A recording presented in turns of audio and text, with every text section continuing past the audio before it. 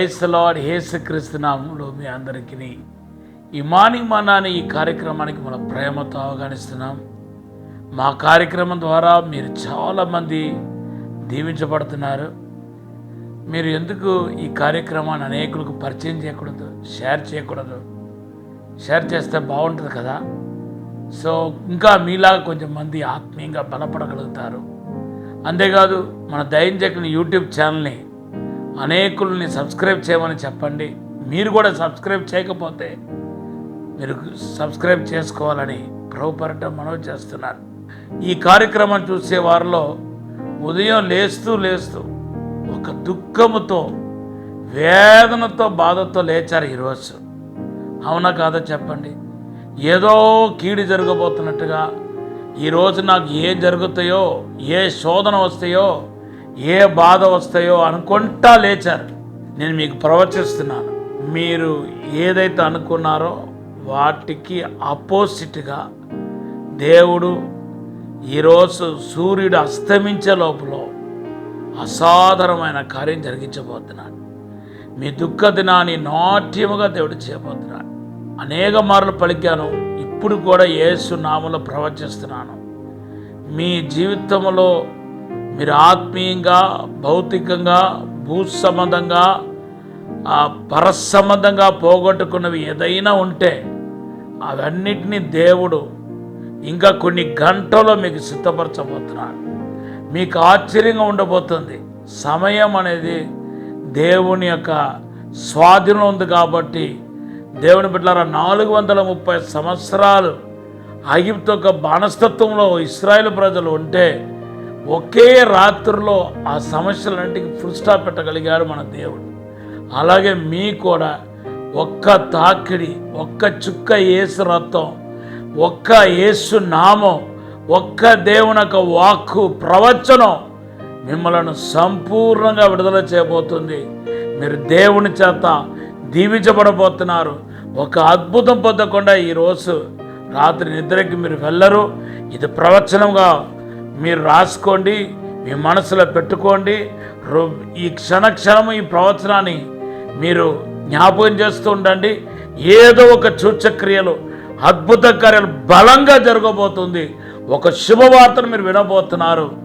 ఉద్యోగం లేని వాళ్ళు, లేకపోతే వివాహ విషయంలో తడబడుతున్న వాళ్ళు, సంతానం లేని వాళ్ళు, లేకపోతే సమస్యలతో సతమతమైపోతున్న వారు, శత్రువుల వలన అనేక రకాల ఒత్తిడి, అవమానానికి గురి అయిన వాళ్ళు ఎవరైతే ఉన్నారో, మీ జీవితంలో ప్రభు ఒక అద్భుత కార్యం, అసాధారణమైన కార్యం జరగబోతున్నాయి. ఇప్పటికిప్పుడే మీ యొక్క రోగం అనే ఆ రుగ్మతి నుండి, బాధ నుండి, వేద నుండి ఇర్మియా గ్రంథం 33:6 ద్వారా స్వస్థత పొందుకుంటున్నారు. దేవుడు తన వాక్కును పంపి స్వస్థపరుస్తున్నాడు. కీర్తన 107:20 ప్రకారం మీరు ఇప్పుడే దాన్ని రిసీవ్ చేసుకొని ఆ ఆత్మీయ జీవితంలో ముందుకు సాగండి. ఈ మాట వింటున్న అందరినీ దేవుడు అభిషేకిస్తున్నాడు, వర్ణాలతో నింపుతున్నాడు, దైవిక ప్రసరంతో నింపుతున్నాడు. మీరు ఇప్పుడే అభిషేకించబడుతున్నారు. ఈ వాక్కును ఎత్తుపట్టి ఆ అపోస్తల కార్యం 2:15 కూడా ఎత్తుపట్టి ప్రార్థన చేయండి.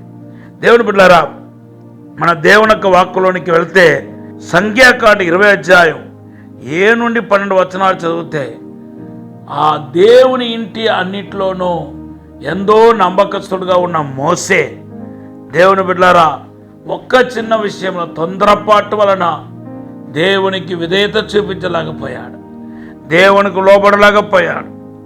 ఆయన లోబడకపోవటం అనేది మనకు చిన్న సమస్య కింద కనపడవచ్చు ఏమో, కానీ అది యేసుక్రీస్తు రాబోతున్న బండ అయిన యేసుక్రీస్తుతో రిలేటెడ్ అయి ఉంది కాబట్టి దేవుని బిడ్డలారా, దాన్ని సీరియస్గా పరలోక తండ్రి అయిన వాడు తీసుకున్నాడు. సో మోసేతో దేవుడు ఏం చెప్పాడంటే, బాబు, ఇంకా నువ్వు కానాన్ దేశానికి వాగ్దానం చేసిన, మీకును మీతో పాటు ప్రయాణిస్తున్న కొన్ని లక్షలాది మందికి వాగ్దానం చేసిన కానాన్ దేశాన్ని నువ్వు చూస్తా కానీ దానిలో నువ్వు ప్రవేశించవని చెప్పాడు.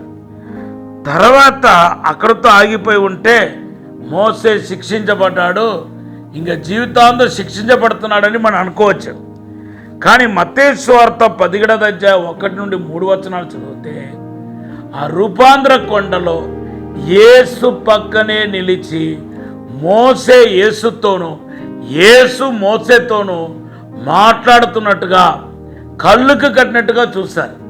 ఇది ఒక కళ కాదండి బాబు, కళ అనుకోబాకండి, ఇది కళ కాదు. ఇది వాళ్ళు కళ్ళారా చూస్తారు, ఫిజికల్ ఐస్తో వాళ్ళు చూస్తారు, దర్శనాన్ని చూస్తారు. దేవుని బిడ్డలారా, మోసే ఇట్లా ఇప్పుడు ఎలా వచ్చాడని ఎంత ఆశ్చర్యంగా అనిపించి ఉంటాయి.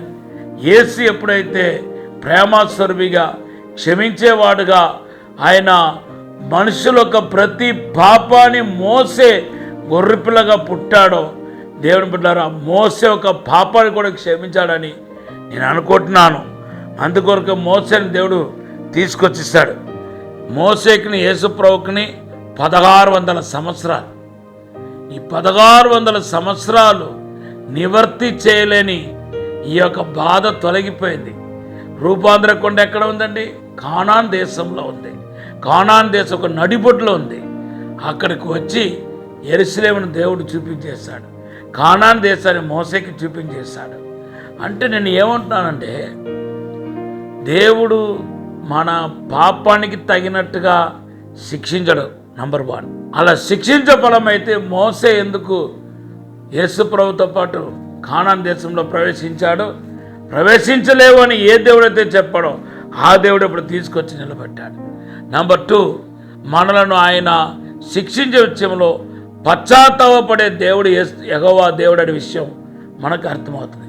ఆయన పశ్చాత్తాపడ్డాడు కాబట్టి, మోసే విషయంలో పశ్చాత్తాపడ్డాడు కాబట్టి దాన్ని కాంపెన్సేషన్ చేయడానికి కోసం మోసేను ఆ రూపాంతర కొండకి తీసుకొని రావటం జరుగుతుంది.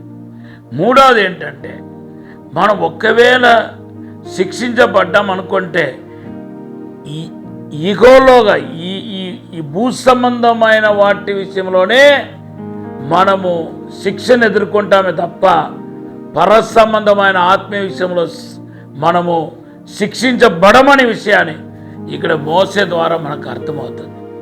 అవును, దేవుడు మనల్ని ఏదైనా సరిచేయాలనుకుంటే ఈ భూ సంబంధమైన ఒక చిన్న యాక్సిడెంటో, ఉదాహరణకి చెప్తున్నాను, అలాంటి యాక్సిడెంట్ అయిన వాళ్ళందరూ దేవుడు శిక్షించాడు మొత్తం అనుకోమాకండి. సో లేకపోతే చిన్న ఒక ఆర్థిక ఇబ్బందులు, లేకపోతే ఏదో చిన్న గొడవలో, ఏదో ఒక చిన్న అసమాధానమో, లేకపోతే ఏదో ఒక సమస్యలో, ఏదో ఒక పోరాటమో, ఏదో ఒక ఆర్థిక ఇబ్బందులో, ఇట్లా ఏదో ఒక చిన్న ప్రాబ్లం వల్ల మనల్ని సరిచేయవచ్చేమో. కానీ దేవుని బిడ్డలారా, పరలోకానికి వెళ్ళకుండా, పరలోకాన్ని సౌందరించకుండా మాత్రము ఆయన ఆపడు, ఆయన ఆపజాలడు. అటువంటి శాశ్వత కాల శిక్షను ఎవ్వరికి దేవుడు విధించడు అనేది ఈ వాక్యం ద్వారా మనకు అర్థమవుతుంది. So your failure is not a final word, final things. Failure తర్వాత మిమ్మల్ని ఉన్నతమైన పాటలోనికి దేవుడు నడిపిస్తాడనేది ఈ యొక్క 2 వాక్యాలు, సంఖ్యాకాండం 20:7-12, అలాగే మత్తయి సువార్త 17:1-3 మనకు తెలియపరుస్తుంది. ఇంత మంచి దేవుని బట్టి దేవుడికి కృతజ్ఞతాస్తుతులు చెల్లించండి. God bless you. పరిశుద్ధము నమ్మకమైన పరలోక తండ్రి, నీకు వందనాలు, స్తోత్రాలు ప్రభా.